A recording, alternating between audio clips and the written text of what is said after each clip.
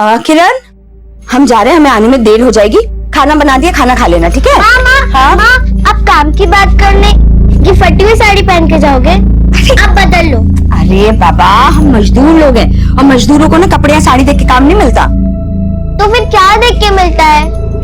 अरे मेरी माँ, तू और तेरे सवाल कभी खत्म ही नहीं होते ना। अभी हमें देरी हो रही है, हम जा रहे हैं। खाना खा लेना, है ना मेरा बच्चा? और सुन, पढ़ाई कर लेना। हाँ। विमला, किरण घर पे अकेली, उसका ध्यान रखना। हाँ, उसका ध्यान रख लेंगे। और तुम अपने काम की अच्छे से बात करना, और हाँ, हमारी भी बात कर लेना। हाँ, कर लेंगे। पहले हमारा काम हो जाए, फिर तुम्हारी भी बात करेंगे। चलते हैं। टाटा। टाटा, चलते हैं हम। गोदावरी, इस संसार में इंसान सुख की आशा लिए जीवन भर दुख झेलता रहता है, लेकिन सुख सिर्फ क्षण भर के लिए है, वो कभी नहीं रुकता और इंसान दुखों के जाल में फंसता चला जाता है। जी, आप बात तो सही कह रहे हैं, लेकिन मैं अपनी बच्ची को खुशहाल जिंदगी देने के लिए ना जिंदगी भर संघर्ष करूंगी। गोदावरी, इस संसार में कोई किसी के लिए कुछ नहीं करता है, इसलिए तुम सिर्फ अपनी मुक्ति के बारे में सोचो। मुक्ति? कैसी मुक्ति? बताता हूँ।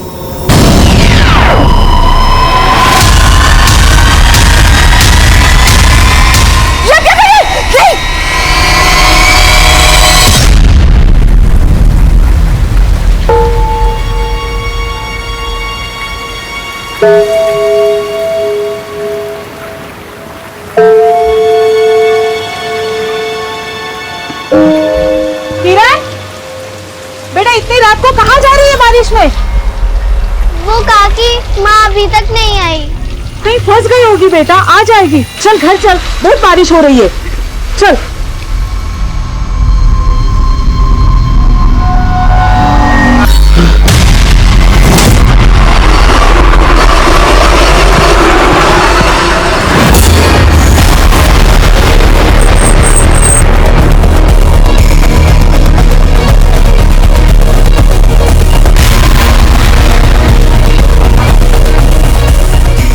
पीछे रहो, पीछे चलो, पीछे रहो।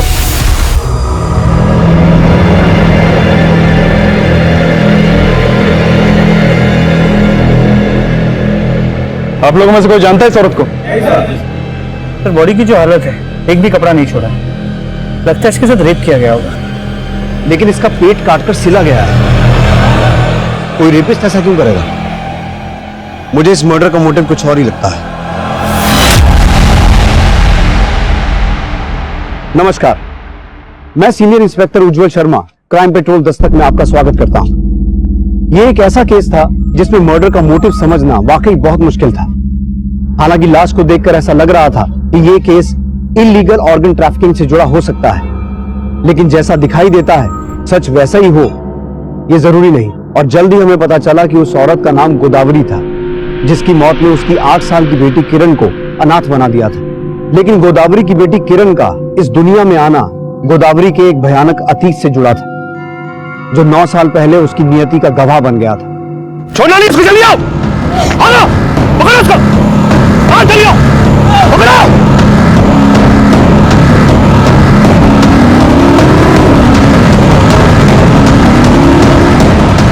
पकड़ो, छोड़ना मत बिल्कुल, चप्पा चप्पा छोड़ मत, पकड़ो। गोदावरी, यहाँ से भागना आसान नहीं है। रात होने तक हम यहीं छिपे रहते हैं। हम ये जो कर रहे हैं ये ठीक तो है ना? हमारी जात अलग है तो क्या हुआ, ये लोग हमें शादी करने से नहीं रोक सकते। बेशरम, इस 2 कौड़ी के लड़के के लिए अपने खानदान और गांव का मान सम्मान मिट्टी में मिला दिया तूने। नहीं बाबूजी, अब इसकी सजा मिलेगी तुम दोनों को। पकड़ लो इनको।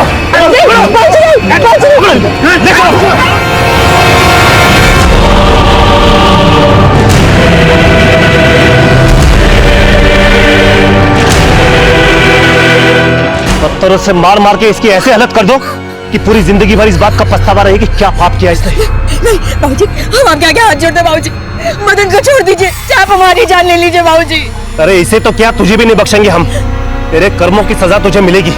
चल तुझे दिखाता हूँ। चल, अरे चल, अब इस लड़की से हमारा कोई रिश्ता नहीं है। जो भी सजा देनी है दे दे उसे। बाबूजी, बाबूजी नहीं, बाबूजी, बाबूजी हमें छोड़ के मत जाइए बाबूजी। तो इस औरत की उम्र 25 से 30 साल के बीच रही होगी, लेकिन इसके साथ रेप हुआ होगा ऐसे कोई साइन नहीं मिले हैं। लेकिन इसकी बॉडी पर कपड़े नहीं मिले थे और इसके पेट पर स्टिचेस थे, इसका क्या चक्कर हो सकता है? तो cause of death excessive bleeding, sir पर किसी शार्प ऑब्जेक्ट से वार किया गया था, इसी वजह से ज्यादा खून बह गया और इसकी मौत हो गई। सो यू मीन टू से कि मारने के बाद पेट काटा गया? Right sir. तो बॉडी से कई ऑर्गन्स भी गायब है। पेट काटने के लिए सर्जिकल नाइफ का इस्तेमाल किया गया, लेकिन बहुत ही बेढंगे तरीके से। ये किसी मेडिकल प्रोफेशनल का काम नहीं लगता। I am not sure sir कि ये मर्डर सिर्फ ऑर्गन्स निकालने के लिए किया गया है। ये बहुत ही स्ट्रेंज केस है। ये देखिए सर, पेट काटकर ऑर्गन्स निकालकर बॉडी के अंदर अंडर गारमेंट्स, गहने और ये कुछ कपड़े डालकर पेट दोबारा सिल दिया गया। ये सब करके किलर साबित क्या करना चाहता होगा? सर आसपास के सभी हॉस्पिटल से पता करने की कोशिश की, लेकिन कहीं से भी ये इंफॉर्मेशन नहीं मिल पाई है कि ऐसे इलीगल तरीके से ऑर्गन ट्रांसप्लांट कहां किए जा रहे हैं। मैगमेंट सर, मैंने कई मिसिंग रिपोर्ट को स्कैन किया, तो उनमें से एक गोदावरी नाम की औरत की मिसिंग रिपोर्ट मिली है। सर इसकी उम्र और डिस्क्रिप्शन उस लास्ट से मैच करता है जो हमें मिली थी। कहाँ रहती थी ये गोदावरी? तो जनता कॉलोनी में। सर ये एक दिहाड़ी मजदूर थी और वहां अपनी बेटी किरण के साथ अकेली रहती थी। क्यों? इसका पति कहाँ है? पर इसकी मिसिंग रिपोर्ट इसके पड़ोसियों ने लिखवाई थी और उनका कहना था कि ये शादीशुदा तो थी, लेकिन इसका पति साथ में नहीं रहता था।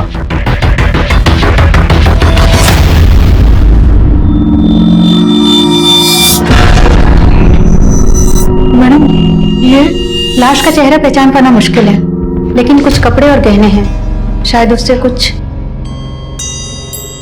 क्या ये कपड़े और गहने गोदावरी के हैं?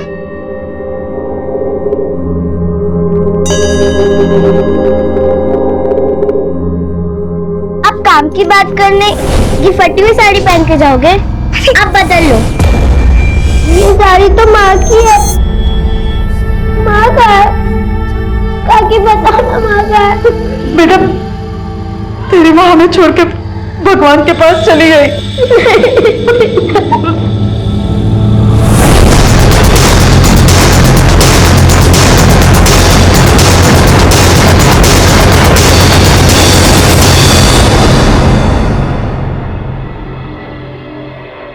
किरण बेटा, आप यहाँ मम्मी के साथ अकेले रहते थे, तो आपके पापा कहाँ रहते हैं?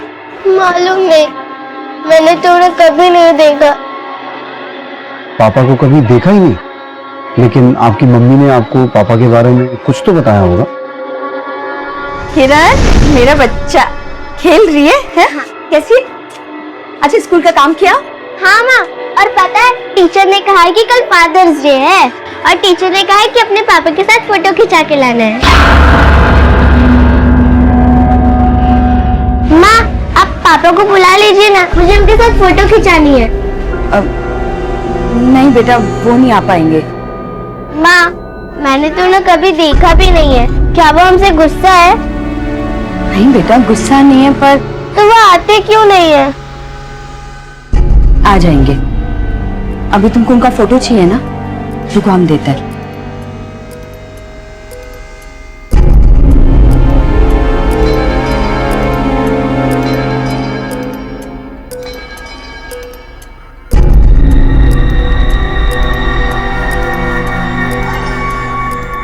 ये लो फोटो। टीचर को बोलना पापा अभी बाहर गए हैं। ठीक है। अच्छा बेटा, आपके पापा का नाम क्या है? मदन। मदन। आपके पास जो आपके पापा की फोटो है, आप मुझे दिखा सकते हो?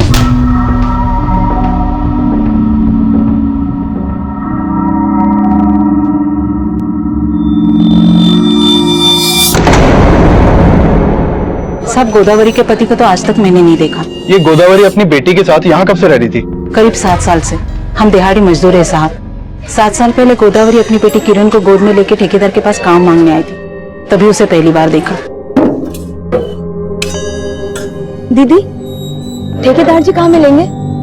वो तो बाहर गए, शाम को आएंगे। क्यों? दीदी, हमको काम की बहुत जरूरत है। देखो, छोटा बच्चा भी है, अगर कोई काम मिल जाता ना तो बहुत मेहरबानी होती। हाँ, ठेकेदार जी बोल तो रहे थे उनको और मजदूरों की जरूरत है, लेकिन वो शाम को आएंगे। तुम शाम को आके बात कर लेना। शाम तक? हाँ। नहीं, हम यहीं कहीं बैठ के उनका इंतजार कर लेते हैं। गोदावरी चिंता चिता समान होती है, मेरी माँ कहती थी। दुनिया में कोई सुखी नहीं है। बात तो सही है। आपसे मिलकर लगता है कि अब हमारी सारी चिंताएं दूर हो जाएंगी और हमको तो अच्छा चलिए कल मिलते हैं।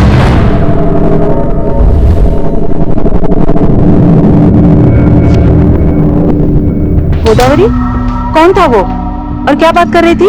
अरे वो तो हमारे गांव वाला था, हमें नई नौकरी दिलाने की बात कर रहा था। अच्छा, गोदावरी ने तुम्हें बताया था कि वो आदमी उसके गांव का था, उसका नाम बताया था क्या? नहीं साहब, नाम तो नहीं बताया।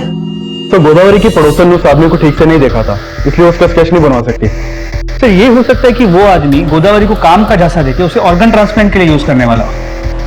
लेकिन गोदावरी ने कहा था कि वो आदमी उसके गांव का रहने वाला है और यहाँ गोदावरी के पति मदन के बारे में भी कोई ठीक से जानता नहीं है।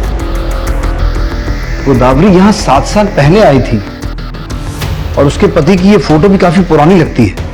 तो हो सकता है कि गोदावरी की मौत का कनेक्शन उसके गांव, उसके पति या उसके अतीत से जुड़ा हो। अनुज, गोदावरी के गांव जाओ, उसके और उसके पति के बारे में सारी इंफॉर्मेशन निकालो। सर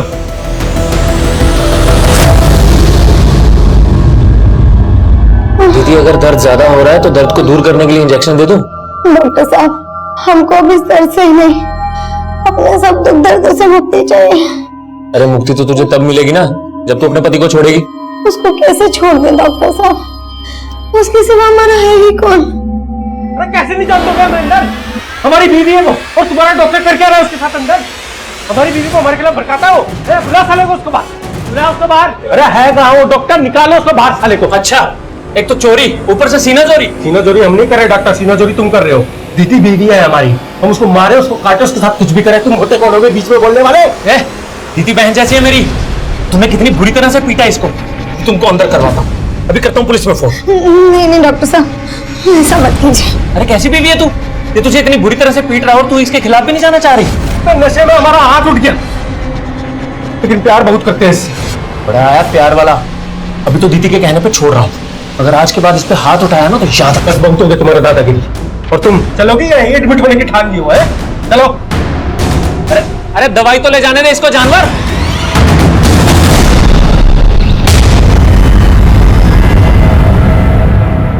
सुनिए, हमें बनवारी जी से मिलना है। हम ही बनवारी से नहीं, कहिए।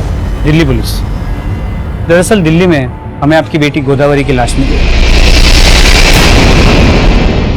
आपको ताज्जुब नहीं हुआ? देखिए, हम अपने बेटे के साथ बहुत साल पहले रिश्ता खत्म कर चुके हैं। वो तो हमारे लिए उसी दिन मर चुकी थी जिस दिन वो छोटी जात के नीच लड़के के साथ भाग गई थी।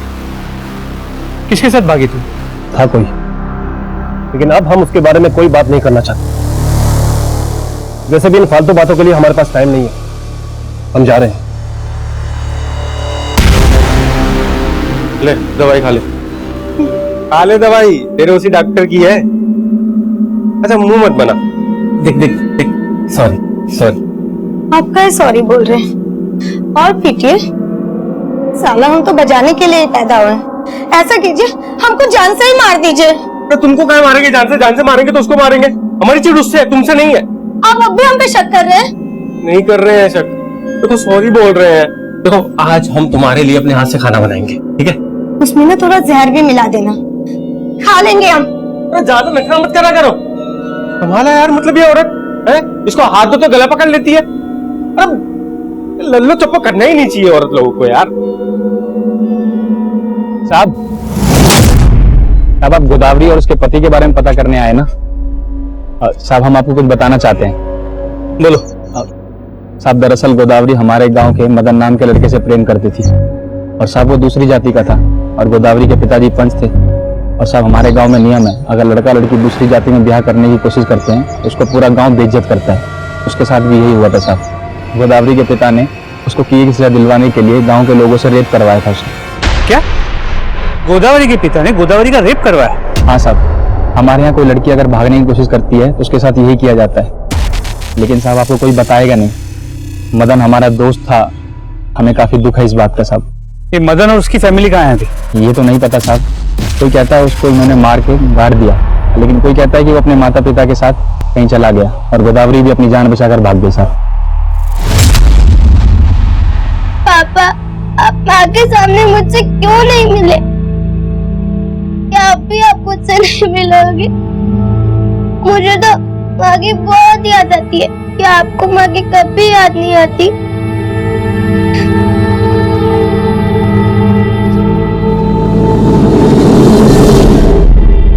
क्या गोदावरी के पिता बनवारी ने खुद अपनी बेटी का रेप करवाया? तो उस नरोत्तम नाम के आदमी ने तो यही कहा। ऐसा मैंने नोटिस किया। गोदावरी के पिता को गोदावरी के मौत के बारे में सुनकर जरा भी दुख नहीं हुआ। और उस नरोत्तम के अलावा गांव में कोई भी मदन और गोदावरी के बारे में बात करने के लिए तैयार नहीं है। तो जाहिर है कि ये नरोत्तम शायद सच कह रहा है। तो फिर वो आदमी कौन था जिसके बारे में गोदावरी ने अपने पड़ोसियों को बताया था कि वो उसे काम दिलवाने वाला है और उसके गांव का ही है? तो नरोत्तम को मैंने इस बारे में पूछा, लेकिन उसे कोई आइडिया नहीं। और सर मदन और उसकी फैमिली के बारे में भी कोई लीड नहीं मिल पाई। नरोत्तम को तो ये भी डाउट है कि मदन जिंदा भी है या नहीं। तो फिर गोदावरी ने अपनी बेटी और अपने पड़ोसियों को ये क्यों बता रखा था कि उसका पति जिंदा है? तो कहीं ऐसा तो नहीं कि जो आदमी गोदावरी को काम दिलाने वाला था वो मदन हो? गोदावरी गैंग रेप की विक्टिम थी। 9 साल पहले जब वो अपने गांव से बच के भागी तब मदन भी उसके साथ बच के भागा हो, ये कंफर्म नहीं है। और पिछले 7 साल से मदन अपनी वाइफ के साथ दिखा नहीं है। तो फिर ये भी कंफर्म नहीं है कि किरण मदन और गोदावरी की ही बेटी है। तो मतलब आपका कहना है कि एक किरण रेप चाइल्ड है और शायद इसीलिए मदन उसे नहीं अपना रहा। कहानी कुछ भी हो सकती है अनुज। अगर गोदावरी की हत्या उसके अतीत से जुड़ी है तो फिर वो उसका पिता भी हो सकता है या फिर वो रेपिस्ट जिन्होंने मिलकर उसका गैंग रेप किया था। तो जिन लोगों ने गोदावरी का रेप किया था उनमें से कुछ के नाम मुझे नरोत्तम ने बताया। मैंने नरोत्तम को कहा कि कोर्ट में आके गोदावरी के पिता और उन लोगों के खिलाफ गवाही दे, लेकिन वो डर गया। नहीं साहब, हम कोर्ट में कुछ नहीं कह पाएंगे साहब। अब ये लोग बहुत खतरनाक है साहब, हमें भी मार डालेंगे। जिन लोगों के नाम नरोत्तम ने बताया, लोकल पुलिस की मदद से तहसीलदार ऑफिस से मैंने उनकी डिटेल्स निकलवाए। सर ये उनकी फोटोज।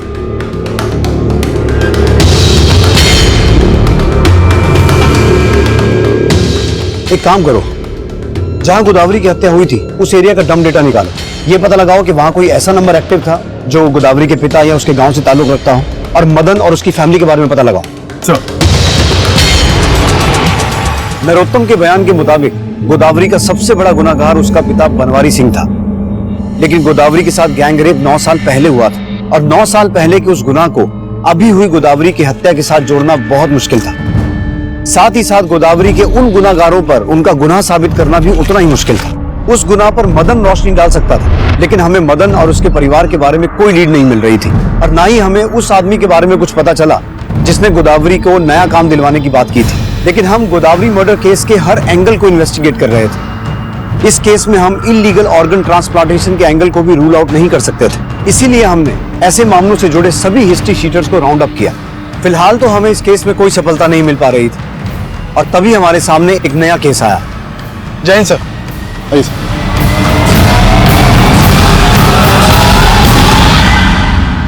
सर इस लड़की की लाश भी उस हालत में मिली है जैसे हमें गोदावरी की लाश मिली थी।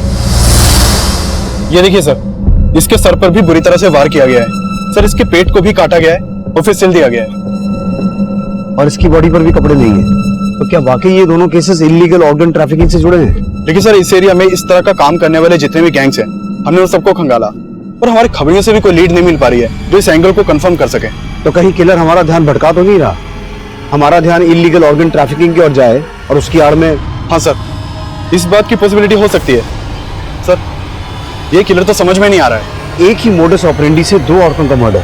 अभिषेक, इस लड़की का गोदावरी से कोई कनेक्शन तो नहीं है? अरे दीदी यहाँ नहीं है तो कहाँ है? हमसे बात नहीं आती थी वो। अरे इस बार नहीं आई, कितनी बार समझाऊं तुझे, एक बार में समझ में नहीं आता। जा रहा डॉक्टर, तू झूठ बोल रहा है। झूठ मैं बोल रहा हूँ कि तू बोल रहा है? तू ही हमेशा उसको पीटता था। ऐसा तो नहीं कि इस बार तूने कहीं मार के उसको फेंक दिया और यहाँ के ड्रामा कर रहा? दिमाग खराब है, हम अपनी बीवी को मारेंगे। समझ क्या रखा है तूने हमको? अरे आज के बाद यहाँ आ गया ना तो काट के रख दूंगा तुझे। अरे छोड़ेंगे नहीं तुमको, बंद करा देंगे तुम्हारा एक क्लिनिक, बता रहे हैं। तो इसमें कोई दो राय नहीं। इस लड़की को भी वैसे ही मारा गया जैसे गोदावरी, और इसकी बॉडी पर भी रेप के कोई साइन नहीं है। पर इसका भी पेट काट कर ऑर्गन्स निकाले गए और फिर पेट के अंदर ये कपड़े, अंडरगारमेंट्स और गहने डालकर पेट सिल दिया गया। सर ये किलर तो साइको लग रहा है। इस लड़की का गोदावरी से कोई कनेक्शन है? सर गोदावरी की बेटी और पड़ोसियों से बात हुई, लेकिन ऐसा कोई भी कनेक्शन नहीं मिला। अभिषेक, सर हमारे पुलिस स्टेशन में एक दिति नाम की लड़की की मिसिंग रिपोर्ट फाइल हुई है। सर दिति वही लड़की हो सकती है जिसकी हमें लाश मिली थी, क्योंकि जिस दिन हमें लाश मिली उसके एक दिन पहले ही दिति मिसिंग हुई थी। मिसिंग कंप्लेंट किसने लिखवाई? सर दिति के हस्बैंड लालटू ने। दिति नहीं है सर, क्या तुम मैंने पहचानते हो?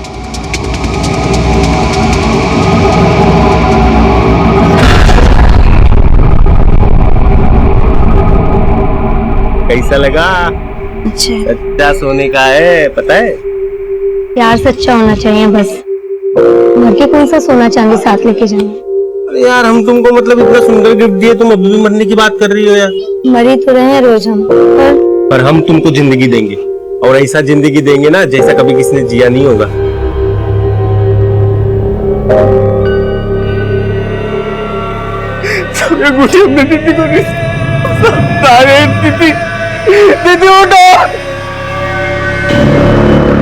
लालटू, ये गोदावरी है। इसकी हत्या भी उसी तरीके से की गई जैसे दीति को मारा गया था। तुम जानते हो इसे? नहीं साहब, हम नहीं जानते। दीति की लाश हमें वजीरपुर से मिली थी। तुमने दीदी को आखिरी बार कहाँ देखा था? साहब यही अपने घर पे। तब 4 रोज पहले एक काम से बाहर गए थे। जब वापस आए तो घर पे ताला लगा हुआ था। हमें लगा कि दीदी डॉक्टर साहब के यहाँ पे गई है। कौन डॉक्टर? डॉक्टर सुमेंटू। वही कुछ किया है हमारी दीदी के साथ। वो अच्छा आदमी नहीं है। अच्छा आदमी नहीं है मतलब? हमारे घर के पास ही उसका क्लिनिक है। वो डॉक्टर बंगाली है, हमारी दीदी भी बंगाली थी, इसलिए उन दोनों में अच्छा खासा बातचीत शुरू हो गया। वो बोलता था कि दीदी हमारी बहन जैसी है, लेकिन हमको उसकी नीयत पे शक है साहब। हमने दीदी को भी मना किया था कि उससे बात मत करे, लेकिन डॉक्टर ने हमारी दीदी को इतना भड़काया कि दीदी हमको उल्टा जवाब देती थी। तुम हम पे शक कर रहे हो? अरे वो बहन बोलते हैं हमको, और तुम? छी, कितना गंदा सोच है तुम्हारा। सोच हमारा गंदा नहीं है, उस डॉक्टर का है। दिखावे के लिए बहन बोलता है तुमको वो, समझी? अब जब हम डॉक्टर से पूछे कि दीदी कहाँ है, तो वो हमें मार के क्लिनिक से बाहर निकाल दिया। साहब हमको पूरा शक है। हम दावे के साथ कह सकते हैं कि उसने ही किया है साहब ये। सर, जैसा कि हमें लग रहा था कि मर्डर इलीगल ऑर्गन ट्रैफिकिंग से जुड़ा हुआ है, और लालटू भी दीदी के मर्डर का शक डॉक्टर सुमेंदु पे जता रहा है। तो हो सकता है गोदावरी के मर्डर में भी डॉक्टर सुमेंदु का ही हाथ है। उठा के लाओ डॉक्टर सुमेंदु को। सर,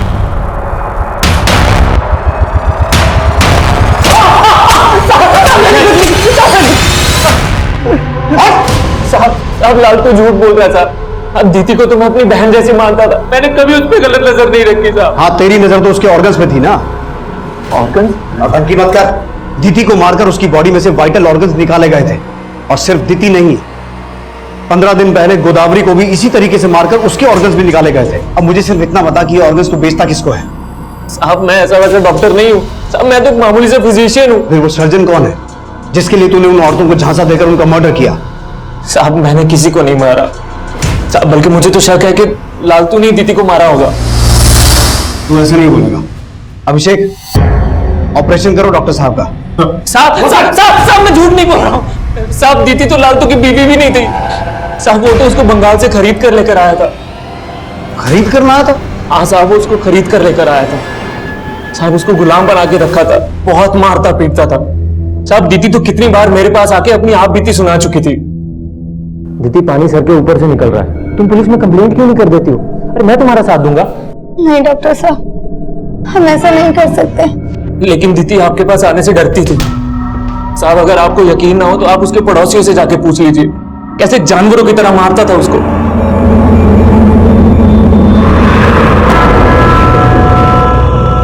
भाजी, कालका जी चलोगे? चलेंगे ना, 150 रुपए।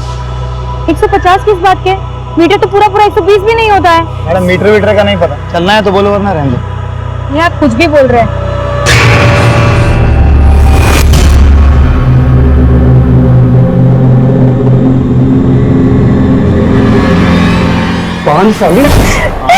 औलाद भी दे पाई, ऊपर तो मेरे पैसे पर भी उठाती है। तो बच्चे के लिए जाते हैं उस औरत के पास? हाँ जाता हूँ, और उससे शादी भी करूंगा, समझी? अब तेरी इस घर में कोई जगह नहीं है, निकल यहाँ से। अरे बहन जी, आज बैठ जाइए, 140 दे दीजिएगा। मैंने कह दिया ना, 125 से 1 रुपया ज्यादा नहीं दूंगी। ना तेरी ना अर्चना की, 130 में चलते हैं। हाँ आप यहाँ? हाँ, मैं भी कालका जी जा रहा हूँ। चलो साथ में चलते हैं, किराया आधा आधा शेयर कर लेंगे। ठीक है। अब वो डॉक्टरों को भड़का रहा है साहब। तब हम दीदी से बहुत प्यार करते थे। तेरे पड़ोसी भी बोल रहे हैं कि दीदी को तू बहुत मारता था। उसके माँ बाप कहाँ है बोल? अब दीदी का हमारे सिवा दुनिया में कोई भी नहीं था साहब। कोई नहीं था या खरीद के लाया था उसे? देख, हमें सब कुछ पता चल चुका है, अब छुपाने का कुछ फायदा नहीं है। साहब हम उसको खरीद के मिलाए थे साहब। साहब हम उसको नरक से निकाल के लेके आए थे साहब। जो पूछ रहा हूँ वो बता, दीदी का गांव कौन सा है? उसके माँ बाप कहाँ हैं? अब दीदी का इस दुनिया में कोई भी नहीं था साहब। सब दीदी वैश्या थी साहब। दीदी प्रोस्टिट्यूट थी? हाँ सर। कहानी बना रहा सब है। नहीं साहब, जो पूछ रहा हूँ वो बता। तब सच बोल रहा हूँ साहब। तब दीदी को खुद भी नहीं पता था कि उसके माँ बाप का है साहब। हमारी शादी नहीं हुई थी और इसलिए हम बंगाल में ऐसी जगहों पे जाते थे, तो वहीं पे हमको दीदी मिली थी साहब। तू काहे हमको रोज अंदर ले आता है? हमारी सहेली जमती नहीं क्या तुझको?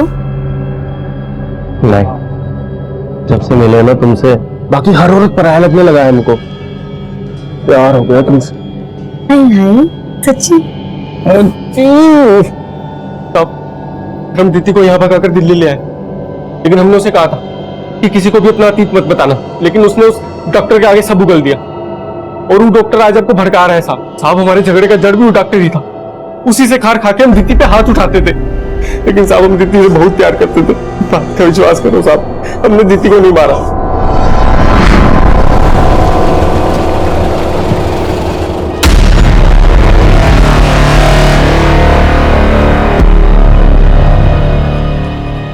कौन था ये आदमी? ये मेरा दोस्त है पापा।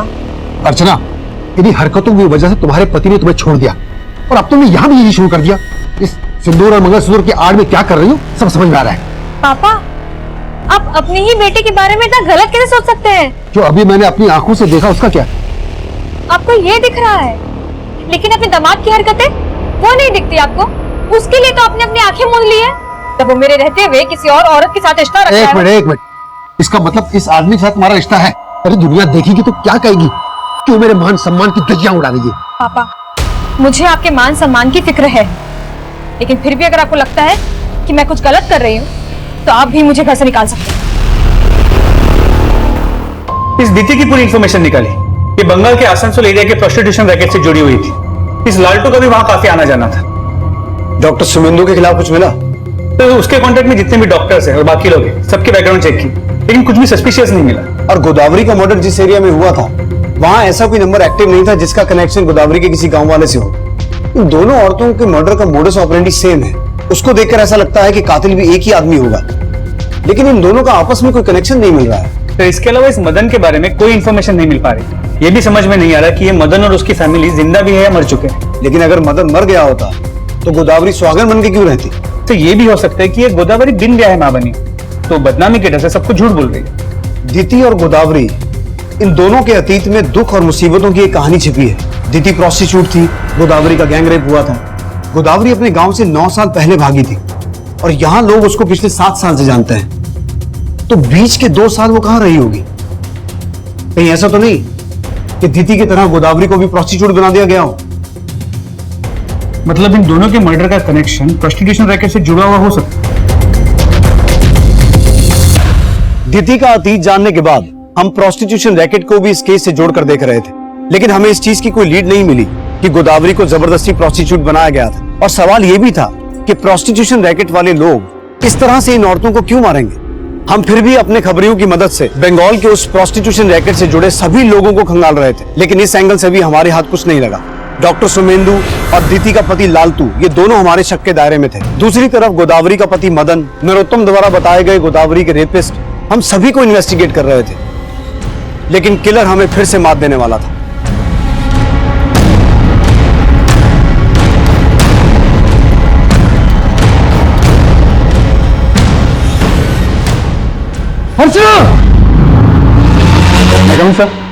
सर, कालका जी में एक और औरत का मर्डर हुआ है।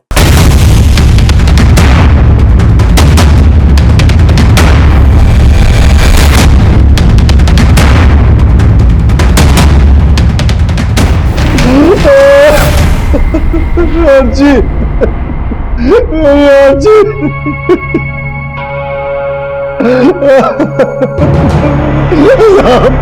मेरी बेटी को किसने मारा साहब? मेरी बेटी को किसने मारा साहब? मेरी बेटी को किसने?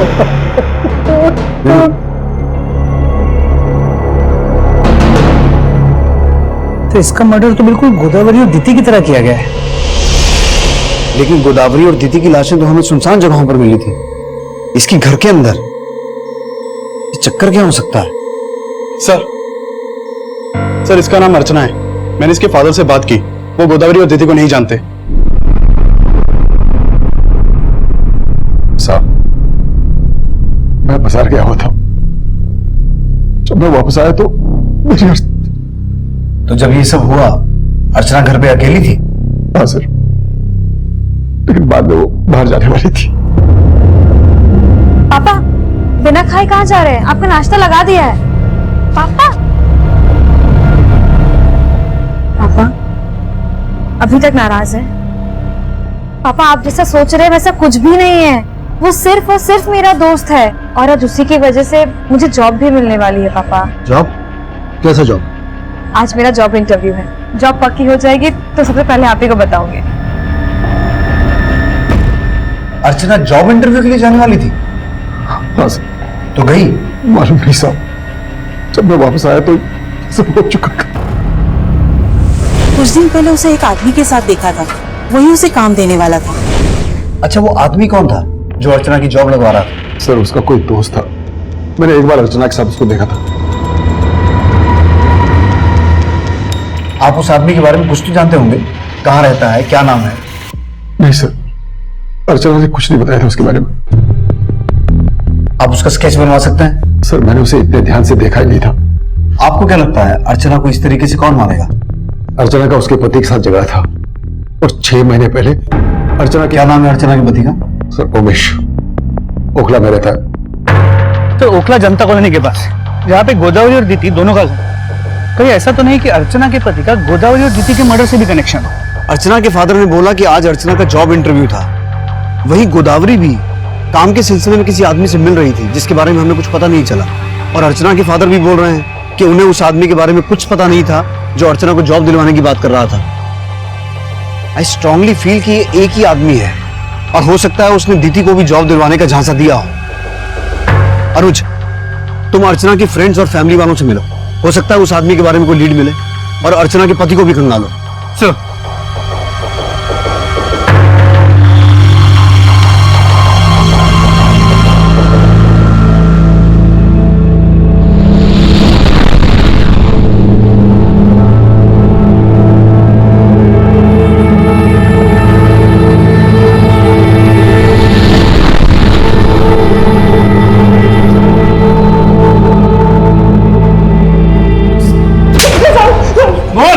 मैं मानता हूं कि मैंने अर्चना को घर से बाहर निकाल दिया था, पर मैंने इसके अलावा और कुछ भी नहीं किया साहब।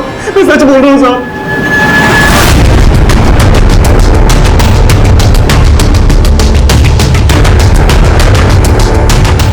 अब दीदी एक घर में साफ सफाई का काम करती थी, लेकिन फिर उसका काम छूट गया।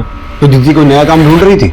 हाँ साहब, लेकिन उसको कोई काम मिल नहीं रहा था। कोई ऐसा आदमी था जिसने दीदी को ये कहा हो कि वो उसे नया काम दिलवाएगा? साहब हम आपसे कहे ना कि वो डॉक्टर ही ऐसा आदमी है जिसको दीदी भाई मान के मिलती थी, और वो डॉक्टर ही मारा है दीदी को।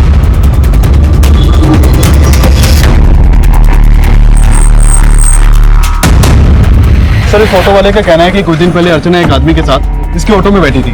हाँ साहब, वो दोनों मेरे ऑटो में बैठे थे। 150 किस बात के? मीटर तो पूरा 120 भी नहीं होता है। एक काम कीजिए, 135 दे दीजिएगा, बैठिए चलिए। मैंने कह दिया ना, 125 से 1 रुपए ज्यादा नहीं दूंगी। ना तेरी ना अर्चना की, 130 में चलते हैं। हाँ आप यहाँ? हाँ, मैं भी कालका जी जा रहा हूँ। चलो साथ में चलते हैं, किराया आधा आधा शेयर कर लेंगे। साहब वो आदमी पूरे रास्ते उस औरत को ज्ञान देता रहा, फिर थोड़ी देर के बाद किसी इंटरव्यू के बारे में बात कर रहे थे वो। बस अब इतना ही सुना था मैंने। उस आदमी को तुमने कहाँ उतारा? साहब उस औरत के सामने तो सी ब्लॉक जाने के लिए बोल रहा था, और औरत जब उतरी तो वो ए ब्लॉक में उतर गया। उसका स्केच बनवा सकते हो? आप कोशिश कर सकता हूँ।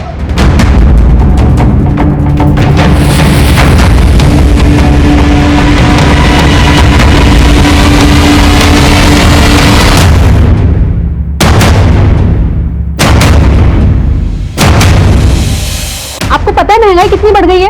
4 बच्चे हैं मेरे और आपसे मुझे 3000 रुपए महीना देते हैं। अब मैं यहाँ तभी आऊंगी जब आप मुझे 4000 रुपए महीना देंगे, समझे? ये जरूर औरतों को काम का झांसा देकर उन्हें अपना शिकार बनाता होगा। लेकिन सर उनके ऑर्गन्स निकाल के उन्हीं के कपड़े और जेवर उन्हीं के पेट में डाल के सिल देना, मकसद समझ में नहीं आ रहा। हो सकता है साइको किलर हो या फिर किसी ऑर्गन ट्रैफिकिंग गैंग का मेंबर। लेकिन सर अगर ऑर्गन ट्रैफिकिंग गैंग का मेंबर होता तो उनके कपड़े उनके पेट में डाल के सील क्यों देता? हमें झांसा देने के लिए। पता करो डॉक्टर सुमेंदु या इस केस के किसी भी सस्पेक्ट से इसका कोई कनेक्शन है क्या? इसका क्रिमिनल रिकॉर्ड चेक करो, और गोदावरी, अर्चना और दीदी, इन तीनों से जुड़े जितने भी लोग हैं उन सभी से इसके बारे में पता करो। देखो शायद कोई लीड मिले। सर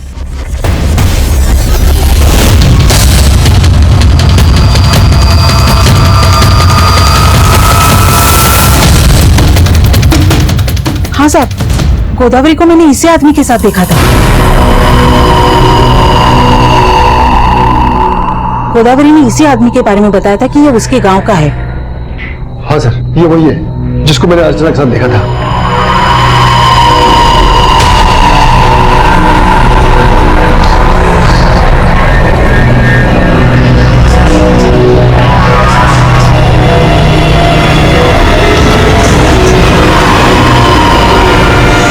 तो जिस आदमी का स्केच सामने आया, उसका चेहरा इस रघुवीर नाम के क्रिमिनल के साथ मैच करता है।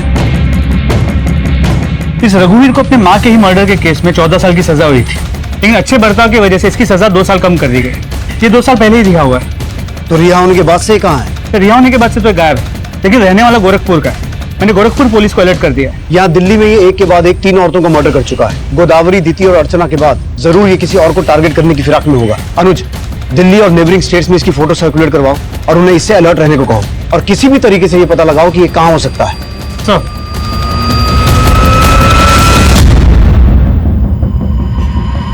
मेरी माँ कहती थी संसार को सुख की लालसा से कभी नहीं देखना चाहिए। सुख की इच्छा ही दुख का कारण होती है। सविता, आज आपका काम पक्का हो जाएगा।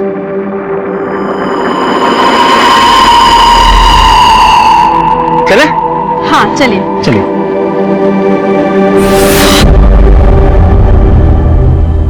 लगभग हर एरिया में रघुवीर की वांटेड वाली पोस्टर्स लगवा दी और आसपास के सभी पुलिस स्टेशन को अलर्ट कर दिया। होपफुली जल्द से जल्द हमें लीड मिल जाएगी। गुड। पर गौतम नगर में रघुवीर को एक चाय की दुकान पे देखे जाने की इन्फॉर्मेशन मिली है। Let's go. In the mean time Gautam Nagar की सभी कंस्ट्रक्शन साइट्स और अबेंडन बिल्डिंग्स के बारे में पता लगाओ। सर, यादव गाड़ी में बैठ। कमलेश, गाड़ी स्टार्ट कर। ये कौन सी जगह है? अरे बस यही है, यहाँ आ जाओ। तो गौतम नगर में कंस्ट्रक्शन साइट के बारे में पता चला। यहाँ का काम काफी टाइम से बंद है। मुझे लगता है वो किलर हमें वहीं मिलेगा। कमलेश, जल्दी चलो। आ जाओ सर। अरे आ जाओ, यही संभाल के। हाँ, आ जाओ। ये कहाँ लेकर आए हैं हमें? अरे बस यही है, आ जाओ। पर यहाँ हमारा इंटरव्यू कौन लेगा? हम लेंगे। तुम? हाँ सविता, अगर तुम 4,000 रुपए की जगह 4 लाख रुपए महीना भी कमाओगी ना, तब भी ये दुख तुम्हारा पीछा नहीं छोड़ेगा। तुम्हें मुक्ति की जरूरत है। मुक्ति? हाँ, मुक्ति।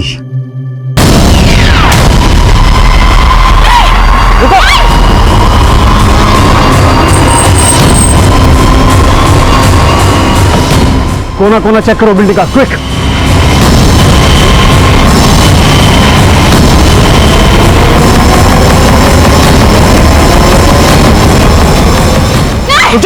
सविता,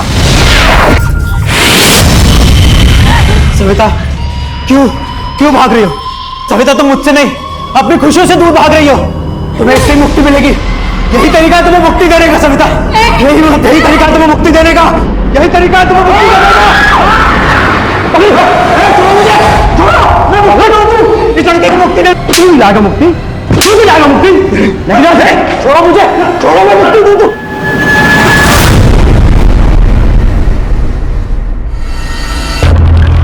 मैंने जो किया ना, उसे हत्या नहीं, मुक्ति देना कहते हैं। अपनी माँ को भी मैंने मुक्ति दी थी।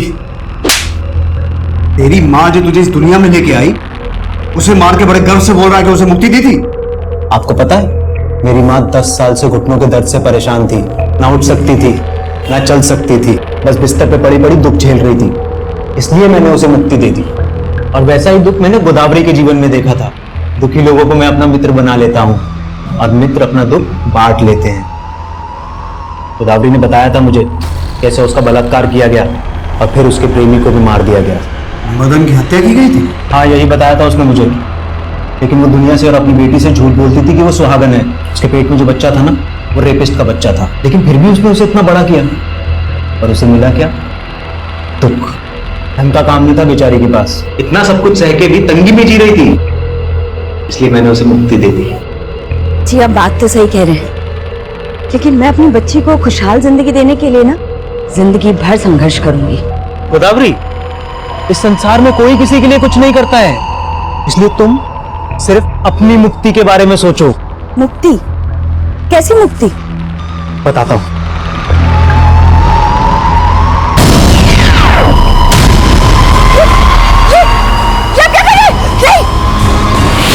और बेचारी दीति पहले वेश्यावृत्ति में झोंक दी गई। उसके पति ने उस पर एहसान तो किया, लेकिन उसे गुलाम बना के रखता था। दीति को लगता था कि अगर उसे काम मिल जाएगा तो उसका ध्यान इन सब बातों से हट जाएगा। दीति, दुख से ध्यान कभी नहीं हट सकता। तू छोड़ दे मृग तृष्णा और चैन की नींद सो जा। और अर्चना, पति ने बांझ कहकर घर से निकाल दिया। अब पिता को बोझ लगने लगी थी, लेकिन जब मैंने उसे बहाने से मुक्ति देने के लिए बुलाया तो वो नहीं आई। अर्चना, मैंने तुम्हें जहां बुलाया था, तुम आई क्यों नहीं इंटरव्यू देने वहां? वो जगह सुनसान थी, लेकिन आप यहाँ क्या कर रहे हैं? मुझे ना वहां तुम्हें मुक्ति देनी थी। चलो कोई बात नहीं, मैं तुम्हें यही मुक्ति दे देता हूँ। मुक्ति? कैसी मुक्ति? ये मुक्ति दूध बनने का नाटक बंद कर। उनके पेट काट कर ऑर्गन्स निकाल कर बेचता है ना तू? मुझे सच सच बता, और कौन कौन शामिल है इसमें? मुझे ना बचपन में डॉक्टर बनने का बड़ा शौक था, इसलिए मैं चीर फाड़ करता था। लेकिन ये मुक्ति दूध किसी के ऑर्गन्स निकाल के बेचता नहीं था। मैं उनके ऑर्गन्स कुत्तों को खिला देता था, ताकि वो कुत्ते भी मेरे मित्रों की आत्मा की शांति के लिए दुआ करें। रघुवीर अपना मानसिक संतुलन खो चुका था और ये बात उसकी मेडिकल रिपोर्ट्स ने भी साबित कर दी। लेकिन हैरान कर देने वाली बात यह है कि गोदावरी, दीति, अर्चना, क्या इन तीनों में से किसी को भी उसकी मानसिक स्थिति पर जरा सा भी शक नहीं हुआ? हो सकता है उन्होंने दस्तक सुनी हो, लेकिन अपने दुख और परेशानियों में डूबी वो औरतें अपनी जरूरतों में इतनी उलझी हुई थी कि उन्हें इस बात का अंदाजा ही नहीं हुआ कि एक अनजान आदमी को सही तरीके से समझे बगैर उससे मदद की उम्मीद रखना कितना जानलेवा साबित हो सकता है। देखते हैं हमारे आज के एपिसोड की दूसरी कहानी।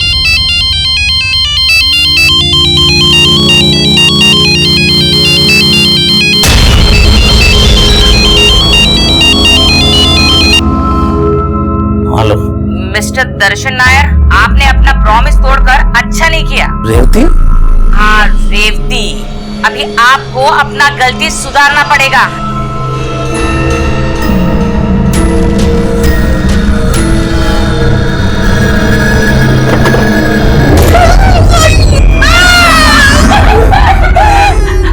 प्रीति, दमयंती, तुम लोगों ने किया ना? तुम लोगों ने किया। अब्बा, आज आपने बोला था कि आप हमें फन सिटी लेके जाओगे, लेकिन आप नहीं लेकर गए और इसीलिए हमने आपको जोकर बना दिया। अब्बा, अभी आपको अपना प्रॉमिस पूरा करना पड़ेगा और हम सबको कल फन सिटी लेके जाना पड़ेगा। हाँ ओके बाबा, ओके, हम तुम सबको फन सिटी लेके जाएगा, नहीं तो तुम लोग मेरा ड्रैकुला बना देगा।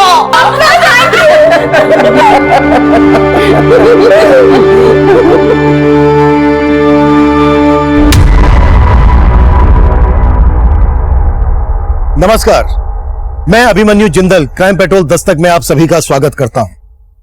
आज जो केस मैं आप लोगों के सामने रखने जा रहा हूं, ये एक ऐसा केस है जो आप सबके लिए देखना बहुत जरूरी है, क्योंकि ये केस सिर्फ एक परिवार तक सीमित नहीं था। इस केस के खुलासे, क्राइम का मोडस ऑपरेंडी ऐसा है जिसमें कोई भी आम आदमी इसका शिकार बन सकता है। आज जब आप ये एपिसोड देख रहे हैं, हो सकता है इस दौरान भी कोई मासूम इस तरह के अपराध का शिकार बन रहा हो। ये केस तब का है जब मैं कर्नाटक के कोमाची इलाके में पोस्टेड था।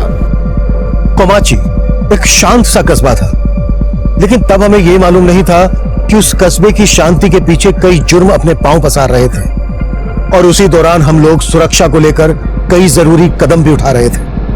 अभी जो मैंने आपसे और मुझे लाइव देखने वालों से कहा, उसे लेकर आपके माता पिता, गार्जियंस, आपके टीचर्स ने कई बार आपसे बातें की होंगी कि आजकल के माहौल में किस तरह से आप लोगों को अपनी सुरक्षा को लेकर सजग और सतर्क रहना है। और अब मैं आपको एक ऐसे वुमेन्स स्पेशल हेल्पलाइन नंबर के बारे में बताने जा रहा हूं, जिस पर आप 24 घंटे में कभी भी पुलिस को फोन करके अपनी परेशानी शेयर कर सकते हैं। और ये नंबर है 1800।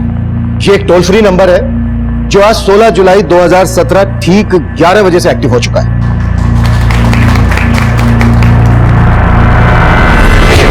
अगर आप किसी ऐसे रास्ते से गुजर रहे हैं जो आपको लगता है कि वो रास्ता सेफ नहीं है, जहां रोड साइड मजनुओं का जमघट है, या आप किसी भी मुसीबत की घड़ी में हैं, तो प्लीज आप तुरंत इस हेल्पलाइन नंबर पर कांटेक्ट कीजिए। आपका ये कॉल ऑटोमेटिकली पास के पुलिस स्टेशन और पेट्रोलिंग टीम को डाइवर्ट हो जाएगा, और इस एरिया में इस नंबर पर आई शिकायतों को मैं खुद मॉनिटर करूंगा। मैं आप सभी को यह विश्वास दिलाना चाहता हूं कि जल्द से जल्द आप लोगों की सहायता की जाएगी, आपकी परेशानी दूर की जाएगी। अब मैं अपनी टीम के साथ इस नंबर का आपको डेमो देने जा रहा हूं। मान लो हमारी टीम की सदस्य उमा एक विक्टिम है, इस वक्त किसी मुसीबत में है और वो इस टोल फ्री नंबर पर कॉल करते हैं। Uma. Yes sir. Uma, missed call नहीं करना है, पूरा कॉल करना है। लेकिन सर मैंने तो अभी कॉल किया ही नहीं आपको। शायद जो कोई हमें लाइव देख रहे होंगे उन्होंने कॉल किया होगा, टेस्ट कॉल। मैं कॉल बैक करता हूं।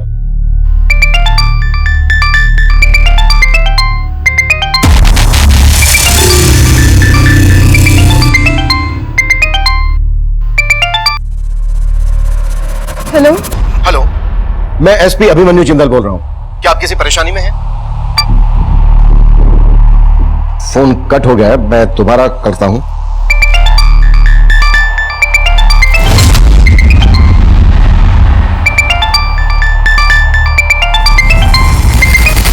हेलो, आप कुछ बोल क्यों नहीं रही हैं? प्लीज बताइए, हम क्या मदद कर सकते हैं आपकी? देखिए, अगर आप कुछ हमें बताएंगी नहीं तो हम आपकी मदद कैसे करेंगे? प्लीज बोलिए। सर मैंने क्राइम किया। देखिए, ऐसा नहीं बोलते। प्लीज आप हमें बताइए कि इस वक्त आप कहां पर हैं, आपका नाम क्या है? सर ये लड़की इस हेल्पलाइन पर कॉल करके आत्महत्या करने की बात कर रही है, अब आप क्या करेंगे? देखिए, पहले हमें ये चेक करना होगा कि इस लड़की ने ऐसा क्यों बोला। प्लीज सर, पर ये हेल्पलाइन बनाई गई थी। Please no question please. Sir उस लड़की ने अपना मोबाइल फोन स्विच ऑफ कर दिया। उसके इस नंबर को सर्विलेंस पर रखो और पता करो कि आखिरी वक्त किस एरिया में एक्टिव था और किसके नाम पर रजिस्टर्ड है। Right sir.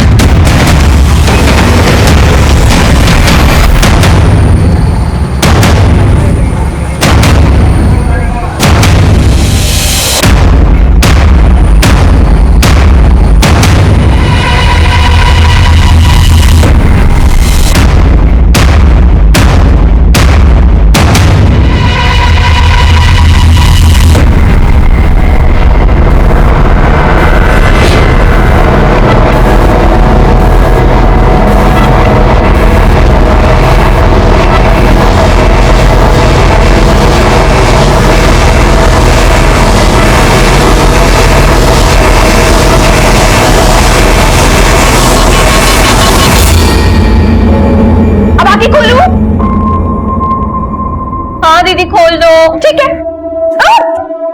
मेरे को पता है पार्टी मेरे को सपोर्ट करती है, लेकिन भले ही मुझे टिकट दे दे, तुम बच्चे के लिए मेरे पास क्या किया? कर दिया ना नुकसान। अम्मा क्यों मारा इसको? हमेशा मस्ती मस्ती मस्ती, बस पक्की मस्ती करना है खाली। अम्मा बच्ची है वो, चलता है ये सब।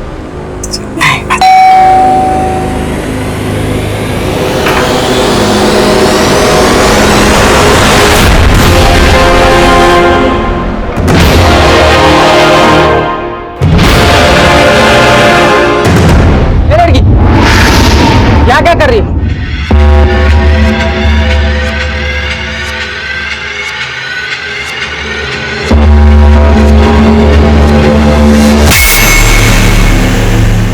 सर उस लड़की ने जिस नंबर से कॉल किया था वो किसी मोहनलाल के नाम पे रजिस्टर्ड है, दैनिक बिहार के एड्रेस पे। और जब उस नंबर से लास्ट कॉल किया गया तब वो नंदी नगर में एक्टिव था। तुरंत मोहनलाल के एड्रेस पे जाओ। हो सकता है लड़की मोहनलाल की कुछ लगती हो। इसका नाम पता करो, फोटो लो, कैसे भी करके ये पता लगाओ कि नंदी नगर में ये लड़की इस वक्त कहां हो सकती है। हमारे लिए ये जानना बेहद जरूरी है कि इस लड़की ने ऐसा क्यों कहा, किसने कोई क्राइम किया है और ये सुसाइड करने वाली है।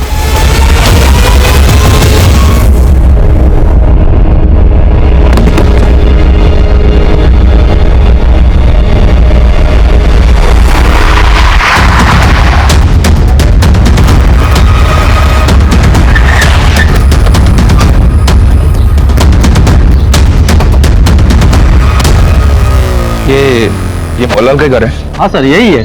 तो इनके घर में कौन कौन रहता है? सर इनका पूरा फैमिली चेन्नई रहता है। कोई नंबर वगैरह है आपके पास? हाँ सर है। दीजिए प्लीज।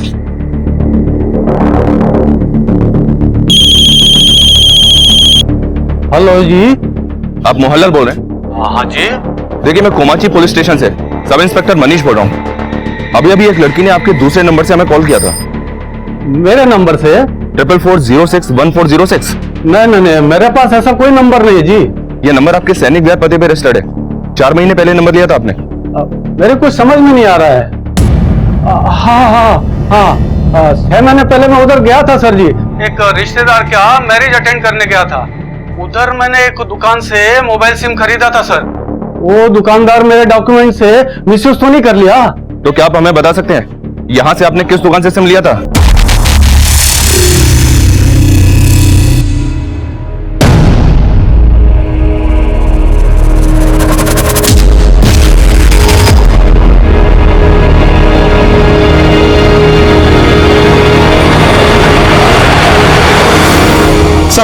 सर उस लड़की का नंबर अभी अभी नया नगर में ऑन हुआ है। नया नगर में? अभिषेक, पहले इस लड़की का फोन एक्टिव था नंदी नगर में और अब नया नगर में।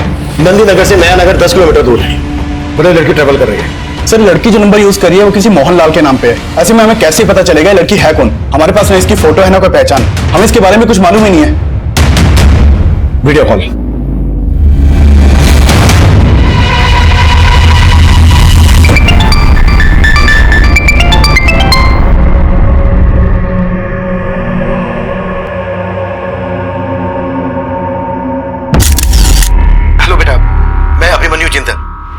पहले आपकी मेरे से ही बात हुई थी। देखो बेटा, मैं समझ सकता हूँ आप किसी वजह से गिल्ट में हो।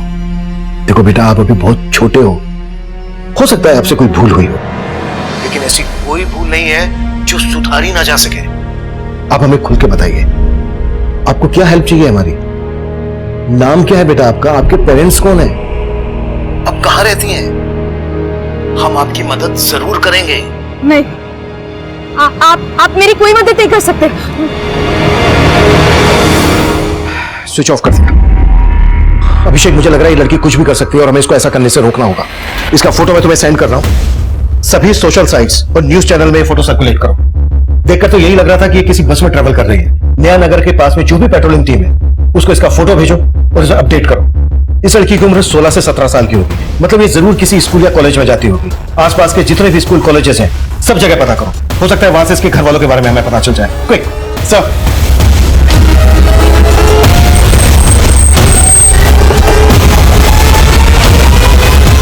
सर इतने टाइम पहले किसने कौन से नंबर का सिम खरीदा ये मुझे कैसे पता होगा सर? और इस मोहनलाल को तो मैं ठीक से जानता तक नहीं हूँ। इस लड़की को जानते हो?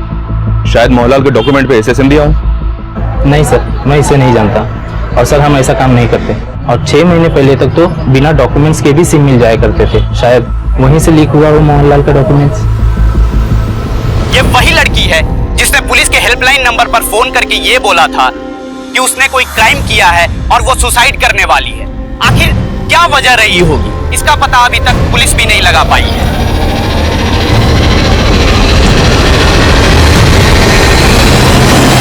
हम एक सिंगल मिनट वेस्ट नहीं कर सकते, तुरंत पता करो। मूव।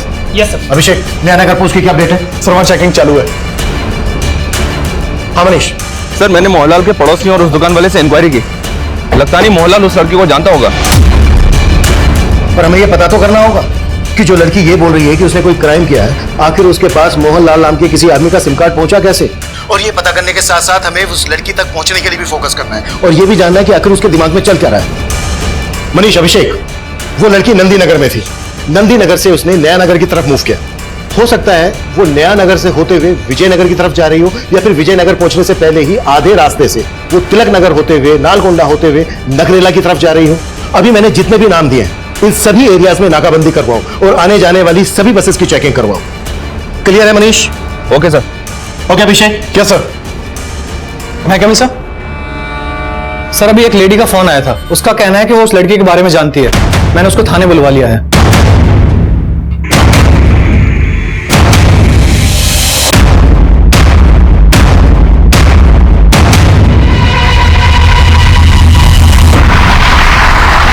वो लड़की शायद इस वक्त नया नगर में एक बस में ट्रेवल कर रही है। इस रूट की सारी बसेस अच्छी तरह से चेक करो।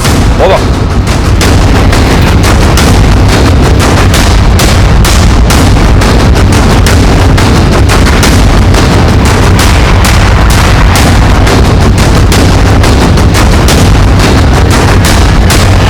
उस लड़की का नाम प्रीति है और वो हमारे स्कूल में पढ़ती है। उस स्कूल की मैं प्रिंसिपल हूँ। प्रीति? और ये प्रीति रहती कहाँ है? स्कूल के डेटाबेस से मैंने ये एड्रेस निकाला है। उसकी माँ का नाम रेवती नायर है और वो विडो है। प्रीति के फादर नहीं है? जी सर। अभिषेक, मनीष को ये एड्रेस सेंड करो और उससे कहो कि प्रीति की फैमिली से तुरंत जाके मिले। सर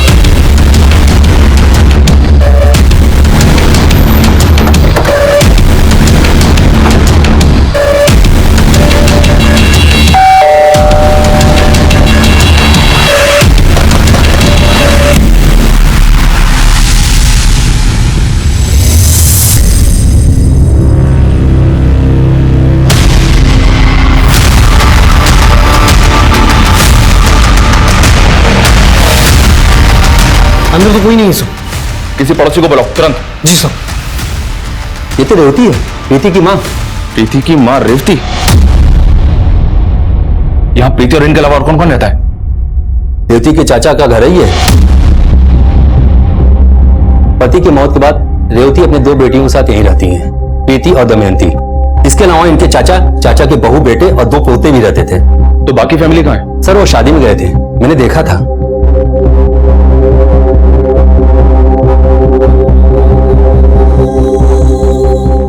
लेकिन रेवती, प्रीति और दमयंती यही थे।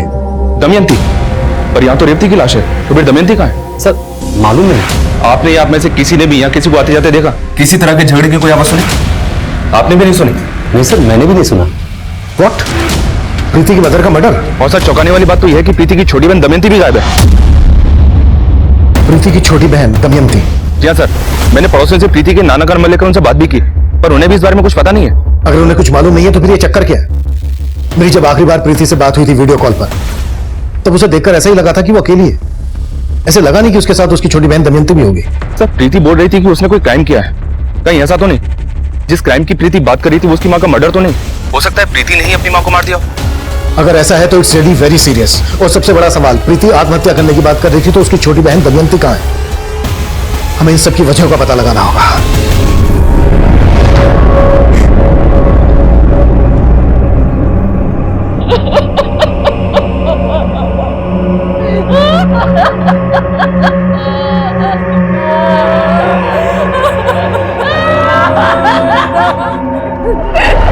तूने जान लिए मेरे बेटे की, तेरा साया भी नहीं पड़ने दूंगी इस पे मैं। तो निकलने घर से।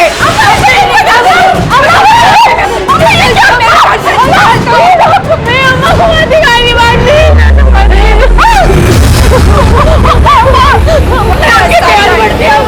एक बार मारा तूने।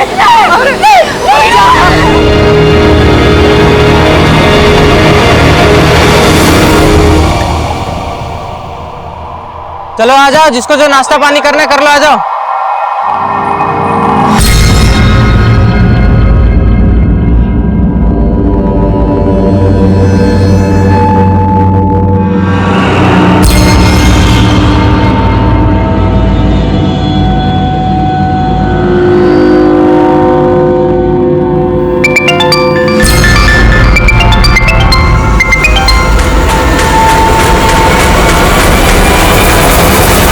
सर प्रीति का उसके फैमिली के साथ क्या इशू है इस बारे में मुझे कोई आइडिया नहीं है, मगर हाँ प्रीति हमारे स्कूल की ब्रिलियंट स्टूडेंट है। वो पढ़ाई में भी काफी तेज है। लास्ट ईयर 10th में उसे 2nd रैंक मिला था और सरकार की तरफ से 10th बोर्ड के जितने भी टॉपर्स थे उन सभी को टैबलेट गिफ्ट में दिया गया था। माना प्रीति पढ़ाई में अच्छी है, पर कभी आपने प्रीति में ऐसा कुछ नोटिस किया जो आपको अजीब लगा हो? सर प्रीति काफी रिजर्व रहने वाली लड़की थी, लेकिन एक बार उसने स्कूल में एक लड़की के साथ मारपीट की। क्या कर रही हो तुम? क्यों मारी हो ज्योत्सना को? सर प्रीति एक अच्छी स्टूडेंट थी, इसीलिए उसके बिहाफ में हमने ज्योत्सना के पेरेंट को कन्विंस किया कि उसके खिलाफ कोई भी एक्शन ना ले, इससे उसका फ्यूचर स्पॉइल हो सकता था। तो प्रीति ने माफी मांग ली और सब सेटल हो गया।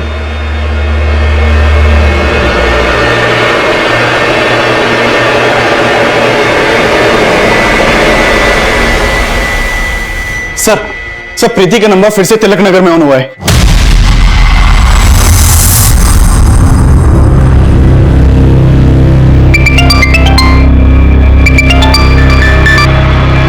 कट कर दिया।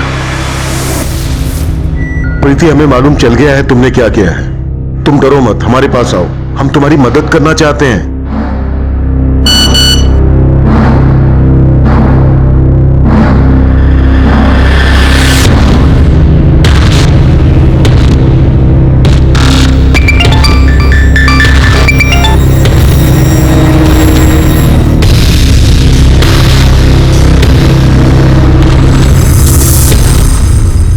स्विच ऑफ कर दिया। प्रीति बोल रही है कि ये सुसाइड करने वाली है, लेकिन इसका बार बार फोन ऑन करना ऑफ करना समझ में नहीं आ रहा कि इसके दिमाग में चल क्या रहा है। सर प्रीति ने बोला कि वो सुसाइड करने वाली है।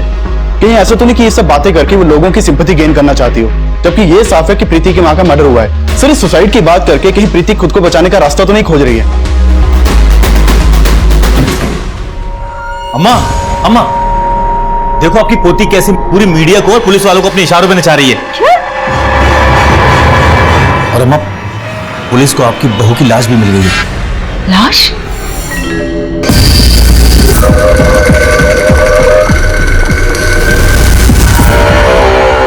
सर रेवती के पति की मौत करीब 1.5-2 साल पहले हो गई थी।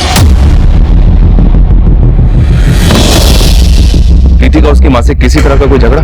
आए दिन का झगड़ा, क्योंकि ये प्रीति के सगे नाना थोड़ी थे, इसीलिए मामा मामी इन लोगों को अपना बोझ समझते थे। प्रीति के नाना सगे नहीं है मतलब? रेवती के माँ बाप तो काफी पहले ही गुजर गए थे और पति की मौत के बाद ससुराल वालों ने भी घर से बाहर निकाल दिया। और सर प्रीति के मामा मामी के बच्चों के साथ जब भी प्रीति का झगड़ा होता था, प्रीति की माँ बेचारी प्रीति को ही गलत ठहराती थी। विशाल, तूने मेरी बुक फाड़ दी। खबरदार, आज के बाद जो मेरी बुक फाड़ी। क्या चल रहा है यहाँ? मम्मी प्रीति दीदी ने मुझे मारा। मैंने कितनी बार बोला तुम दोनों को इस लड़की से दूर रहा करो। क्या हो रहा है ये सब? आपकी नवासी ने मेरे बेटे को मारा। नाना, इन लोगों ने मेरी बुक फाड़ दी। फाड़ दी तो क्या हुआ? हमारे दिए पैसों से पढ़ती है और हमारे ही बच्चों पे रौब जताती है। देखा रेवती, इस लड़की के तेवर अब बच्चों पे हाथ भी उठाती है। ये क्या है प्रीति? हाँ, जिनका दिया खाती है उन्हीं के साथ लड़ती है तू? अम्मा लेकिन चल चल चल।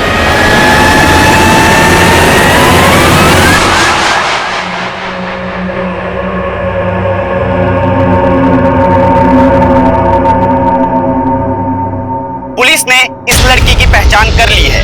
इसका नाम प्रीति है। अगर आपको कहीं भी ये लड़की दिखाई दे तो तुरंत पुलिस के नीचे दिए गए नंबर्स पर संपर्क करें।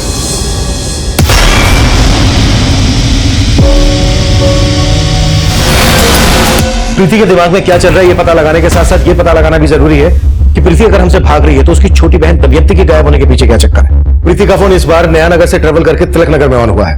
इसका मतलब यह है कि प्रीति नागरेगा की तरफ ट्रेवलिंग कर रही है। सभी पेट्रोलिंग टीम को अपडेट करो और प्रीति के स्कूलमेट से भी मिलो, उनसे शायद हमें कोई लीड मिल सकती है। प्रीति के सभी दोस्तों को बोलो कि लगातार वो प्रीति को कांटेक्ट करते रहें और अगर किसी की भी प्रीति से बात होती है तो वो कैसे भी करके प्रीति को वापस बुलाने के लिए कन्विंस करें, कैसे भी करके। सर ये सब देख के हमने प्रीति को कई दफा फोन लगाया था, लेकिन उसका फोन स्विच ऑफ आ रहा था। किस नंबर पे फोन लगा रहे थे आप? सर 444-061-461। लेकिन ये नंबर तो किसी मोहनलाल के नाम पे रजिस्टर्ड है। ये मोहनलाल आपका प्रीति का लगता क्या है जो प्रीति उसके नाम का नंबर यूज करिए? मोहनलाल? सर हम ऐसे किसी आदमी को नहीं जानते और हमें नहीं पता कि प्रीति का नंबर किसी मोहनलाल के नाम पे है। तो फिर आप लोग जानते क्या है? देखिए सर, प्रीति क्या करती थी क्या नहीं करती थी वो हमें कुछ नहीं बताती थी, बल्कि रेवती दीदी तो खुद उससे तंग आ गई थी। बहुत हाथ उठने लगा है तेरा। क्यों मारा तुमने विशाल को? अम्मा गलती उन लोगों की थी और आप मुझे बोल रहे हो। आप माँ हो या दुश्मन? दुनिया लड़की की दुश्मन ना बन जाए इसलिए एक माँ को अपनी बेटी की दुश्मन बनना पड़ता है। तुम जब मेरी तरह 2-2 बेटियों की माँ बनोगी ना तब तुम्हें पता चलेगा। हम यहाँ रहते हैं और यहाँ कहीं खाते हैं। रहने दो अम्मा, आपको ना मेरी पड़ी ही नहीं है और मैं ये आजमा के भी देख चुकी हूँ। शायद दादी सही कहती थी, आप मेरी नहीं अप्पा की भी दुश्मन थी। सर प्रीति के तेवर बिल्कुल उसकी दादी के जैसे होते जा रहे थे। तो आप कहना चाहती हैं कि प्रीति वाकई में अपनी मां का मर्डर करके भाग गई? नहीं नहीं सर, ऐसा नहीं हो सकता। जगन्नाथ जी, तो फिर हमें फोन पे वो आत्महत्या करने की बात क्यों बोल रही थी? और ये दमयंती कहाँ है? सर हमें उसका अंदाजा नहीं है सर। सर ये सब देख के मुझे तो रेवती के ससुराल वालों पर शक हो रहा है। कैसा शक? सर रेवती की सास और देवर अच्छे लोग नहीं हैं। उन्होंने पहले रेवती पर प्रीति के आपा के मर्डर का इल्जाम भी लगाया था। प्रीति के आपा का मर्डर? सर वो झूठा इल्जाम था। बाद में ये सब बात साफ हो गई थी कि दामाद जी की मौत हार्ट अटैक की वजह से हुई है।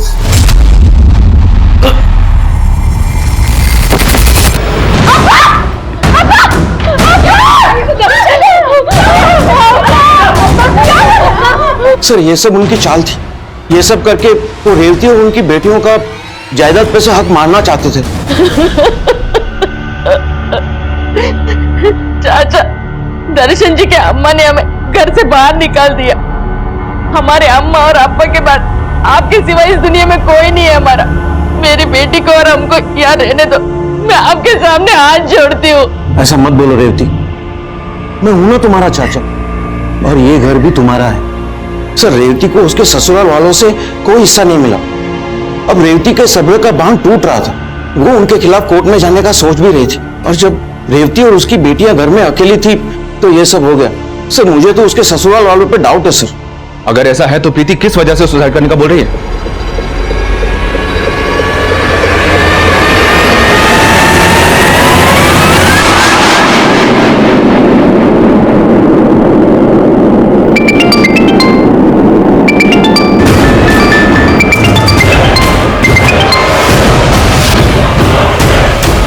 प्रीति अपने फादर के क्लोज होगी। प्रीति के फादर की मौत संदिग्ध परिस्थितियों में हुई थी।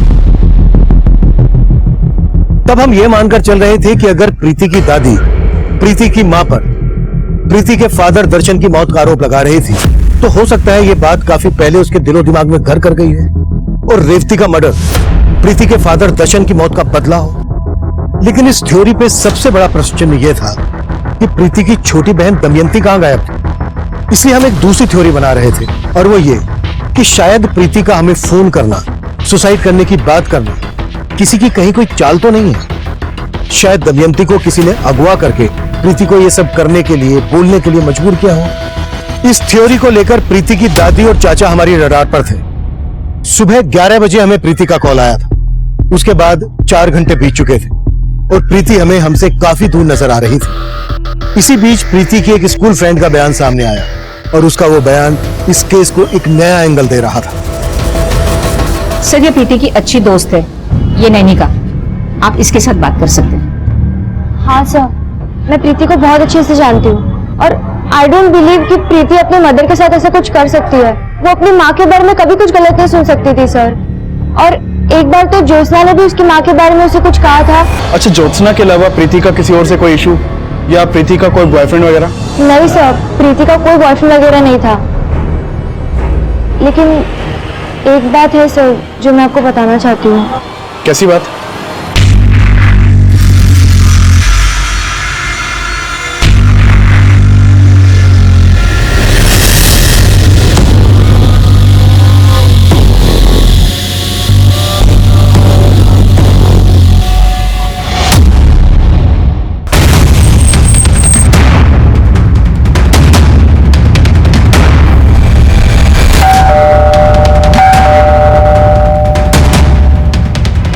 रुक्मणी जी घर पे हैं क्या? जी हाँ सर, मेरे बेटे को हार्ट अटैक जरूर आया था, लेकिन हार्ट अटैक दिलवाया भी जा सकता है। मेरे को लगा रेवती ने ही खाने में कुछ मिला के दर्शन को दे दिया होगा सर। लेकिन ऐसा कुछ भी साबित नहीं हुआ था और रेवती को घर से निकाल के उसे अपने प्रॉपर्टी से बेदखली नहीं किया, बल्कि आपकी बातों का उसके दिलो दिमाग पे ऐसा असर हुआ कि वो भी अपनी मां पे शक करने लगी। हो सकता है कि आपने उसे बरगलाया, हो सकता है कि आप लोगों का भी रेवती के मर्डर में हाथ हो। अब ये क्या बोल रहे हैं सर? अरे प्रीति खुद बोल रही है कि ये क्राइम उसने किया है और इसी वजह से वो सुसाइड करने वाली है। हाँ सर, आप उल्टा हम पे आरोप लगा रहे हैं। प्रीति को छोड़ और चुपचाप ये बता, दमयंती को कहां गायब कर दिया? हाँ, आप ऐसे हम पे शक नहीं कर सकते हैं। और रही बात रेवती भाभी के हिस्से की, तो आपको एक बात साफ कर दूं, दर्शन अन्ना ने अपनी मौत के पहले ये घर तक गिरवी रख छोड़ा था। चुनाव लड़ने का शौक था उनको और एमएलए की टिकट की लालच में सर उन्होंने लाखों रुपए बाहर से उधार लेकर पार्टी को दान दे दिया था। लेकिन सर उसके पहले उनकी मौत हो गई और रेवती भाभी को देने के लिए कुछ नहीं था उनके पास। और दर्शन अन्ना अपना तो क्या सर, मेरे हिस्से तक का पैसा डुबो बैठे हैं। और सर आपको तो पता कि पार्टी वाले किसी का पैसा लेने के बाद वापस तो करते नहीं है। ये एमएलए का टिकट कौन सी पार्टी दे रही थी उन्हें? तुम प्रीति का बाप मेरी पार्टी का कार्यकर्ता था। मैं किसी भी हाल में फंसना नहीं मांगता है। कुछ भी हो जाए, इस सब का मेरी पार्टी की छवि पर कोई बुरा असर नहीं होना मांगता है।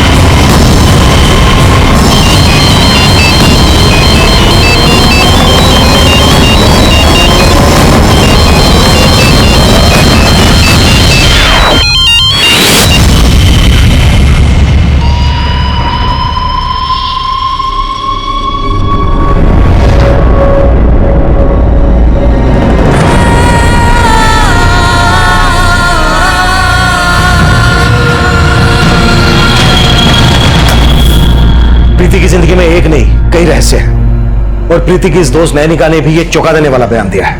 एक बात है सर जो मैं आपको बताना चाहती हूँ। अगर नैनिका के इस बयान में सच्चाई है तो ये इस केस का सबसे चौंका देने वाला एंगल है।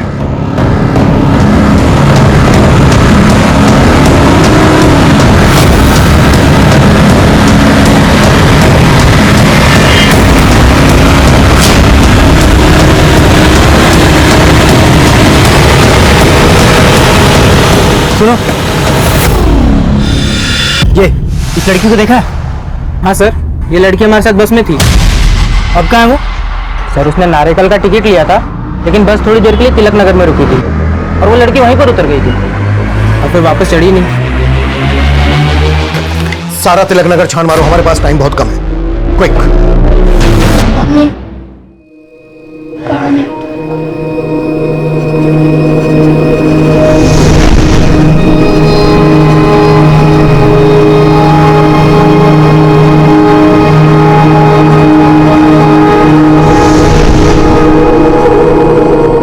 सर ये सरासर झूठ है। भला मैं अपनी नवाजी के साथ ऐसा क्यों करूंगा? लेकिन उसकी दोस्त नैनिका ने तो हमें यही बताया। सर प्रीति ने मुझे खुद बताया था कि उसके नाना उसे काफी टाइम से मोलेस्ट कर रहे हैं। सर वो लड़की झूठ बोल रही है। और आप सच बोल रहे हैं, इस बात की क्या गारंटी है? देखिए जगन्नाथ जी, अभी भी कह रहा हूं, जो सच है वो बोलिए। आपकी बेटी का मर्डर किसने किया? दमयंती और प्रीति कहां है, बताइए। सर मैंने ऐसा कुछ नहीं किया जैसे उस लड़की ने आपको बताया। हाँ सर, आप पप्पा पे ऐसे ही इल्जाम नहीं लगा सकते। सच तो ये है कि रेवती दीदी खुद प्रीति के चरित्र पर शक करती थी। बोल, कौन था वो लड़का? अम्मा बेवजह मुझ पर शक कर रही हो, मैं नहीं जानती उस लड़के को। लेकिन मैं तुमको अच्छी तरह से जानती हूँ। क्या चल रहा है तेरा उस लड़के के साथ? बोलना। कुछ नहीं चल रहा है। आपको मुझ पर ट्रस्ट नहीं है क्या? देख, मुझे घुमाने की कोशिश मत कर तू। मैंने देखा वो लड़का और तुम एक दूसरे को कैसे देख रहे थे। अगर ऐसा ही चलता रहा तो आईपीएस बनने का सपना कैसा पूरा करेगी तू अपने आप का? हाँ बोलना। सर आप प्रीति की दोस्त पर भरोसा मत कीजिए। नैनिका ने वही कहा होगा जो प्रीति ने उसे बोला होगा। सर प्रीति नादानी में आकर हम सबसे बदला लेने के लिए सब कर रही है। भले ही अप्पा ने प्रीति को बचाने के लिए बोला हो कि उसने अपनी माँ को नहीं मारा, लेकिन सर प्रीति ऐसा कर सकती है। और सर प्रीति को ही पता होगा कि दमयंती कहाँ है। अभिषेक सर, मैंने प्रीति के उस नंबर के कॉल रिकॉर्ड चेक किए जो मोहनलाल के नाम पर रजिस्टर्ड है। सर उस नंबर के कॉल रिकॉर्ड में मोहनलाल के नाम पर रजिस्टर्ड एक दूसरा नंबर भी मिला है। मोहनलाल का दूसरा नंबर? हाँ सर ये नंबर प्रीति के साथ लगातार ट्रैवल कर रहा था। हो सकता है कि प्रीति के साथ कोई हो जो मोहनलाल के नाम पर रजिस्टर्ड इस नंबर को इस्तेमाल कर रहा हो। मोहनलाल का दूसरा नंबर ऑन है अभी? सर ये नंबर इस वक्त तिलक नगर के ज्ञानेश्वर कॉलोनी में एक्टिव है। इस नंबर को सर्विलेंस पे रखो और ज्ञानेश्वर कॉलोनी की पेट्रोलिंग टीम को अपडेट करो। शायद प्रीति हमें वहीं मिल जाए।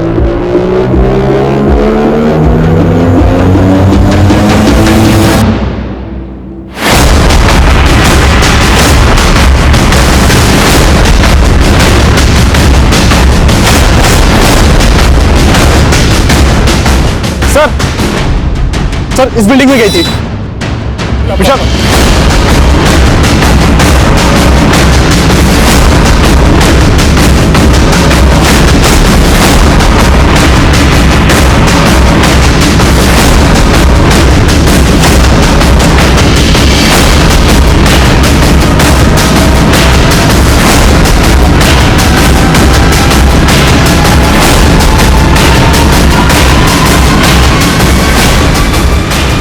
सर ये देखिए,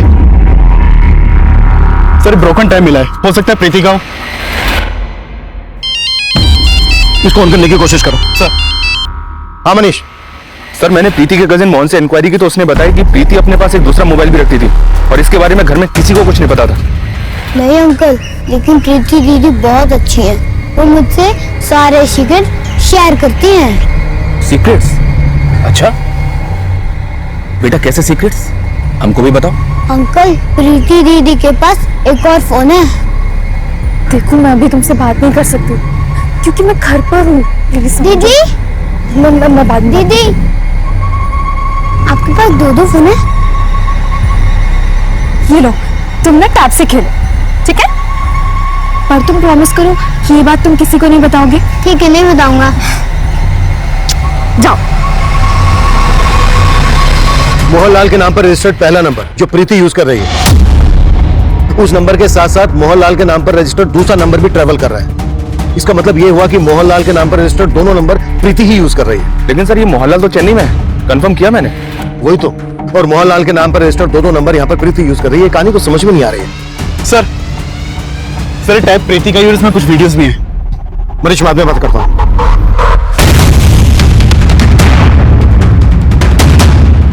अब तक जो हम इस केस की थ्योरी मानकर चल रहे थे, उसके अलावा भी इस केस में कई एंगल हैं। Excuse me sir. Hello. Okay sir, Mohanlal का जो दूसरा नंबर है वो अभी अमरेली में एक्टिव हुआ है। Move, come fast, move. देखो दमयंती को कुछ मत करो, मैं आ रही हूँ।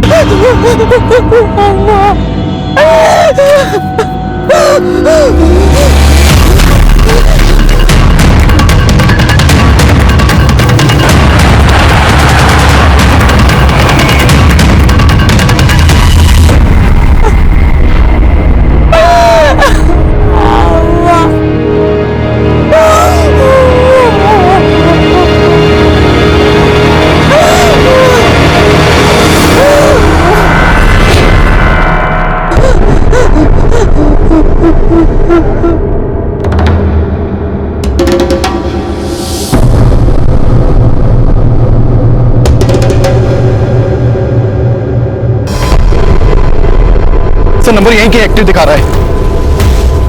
सर इसी बिल्डिंग में, मतलब प्रीति इसी बिल्डिंग में है। हमें सब कुछ बहुत ध्यान से करना होगा ताकि प्रीति अपने आप को कोई नुकसान ना पहुंचा सके। हमारी छोटी सी लापरवाही प्रीति की जान ले सकती है। कमल, एक छोटी टीम के साथ यहाँ पर तैयार रहो। सर। अभिषेक मेरे साथ आओ।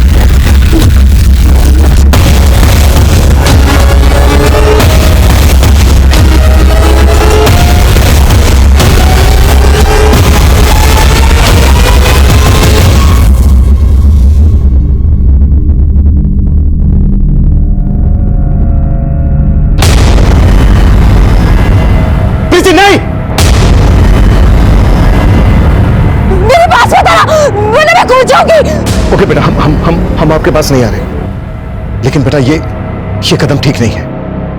देखो हमें पता चल गया है आपके साथ क्या हुआ है। नहीं सर, आप कुछ नहीं जानते और अब आप मुझे नहीं बचा सकते। अगर आप कुछ कर सकते तो मेरी बहन दमयंती को बचा लीजिए सर।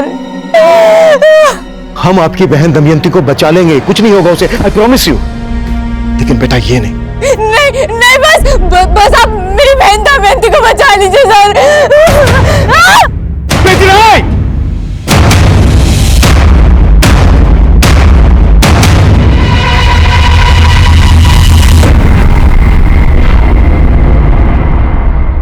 सर मैं झूठ नहीं बोल रही हूँ। बस मैंने कहा, हमें पता चल गया कि प्रीति के दूसरे नंबर पर तुम लगातार प्रीति के टच में थी।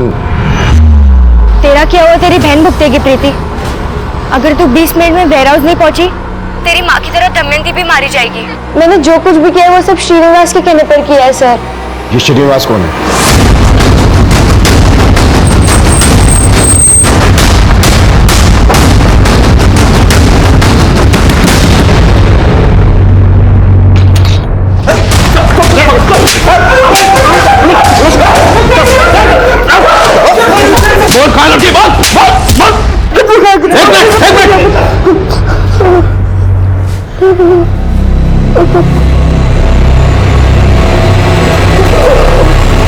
सर लड़कों के पास से नैनिका का भी वैसे वीडियो मिला है जैसा वीडियो में प्रीति के टैब में मिला था।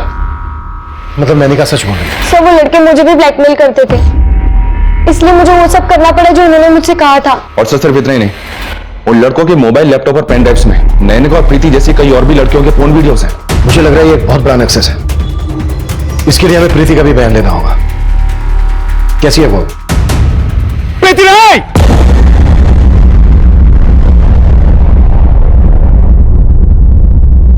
फिलहाल वो ठीक है सर।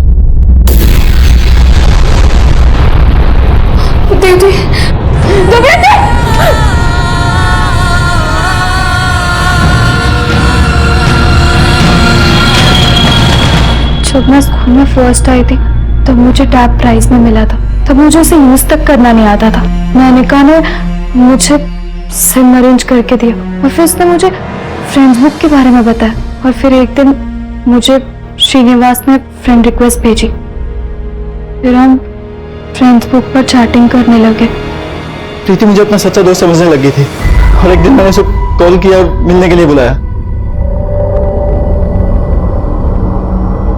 फिर मैं अपने दोस्तों को लेकर खुद का रेप किया सर। उन्होंने मेरा रेप ही नहीं किया बल्कि वीडियो भी बनाया। उन्होंने मुझे धमकी दी थी अगर मैंने ये बात किसी को बताई तो वो मेरा वीडियो वायरल कर देंगे। उन्होंने मुझे मजबूर कर दिया। आज उनके साथ सोना तेरे को। उनसे डर के मैं रोजाना इसके बदले वो उनसे पैसे लेते। इतना सब कुछ हुआ तुम्हारे साथ, तुमने ये बात अपनी फैमिली को क्यों नहीं बताई? उनको बताने का क्या फायदा था सर? वो तो पहले से ही ये छोड़िए मुझे।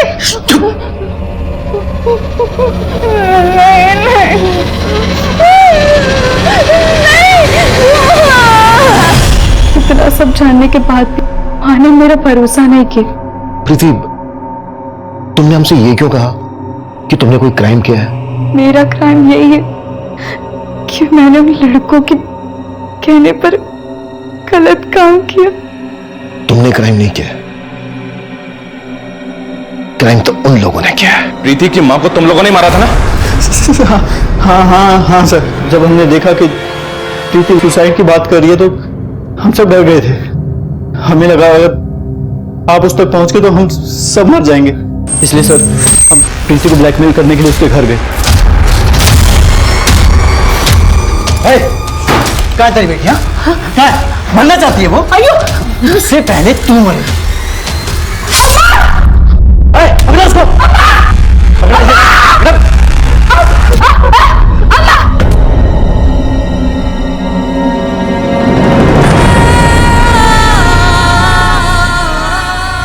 आजकल के माहौल में ये जरूरी है कि हम अपनी बच्चियों को ऐसे लोगों के जाल में फंसने से बचाएं।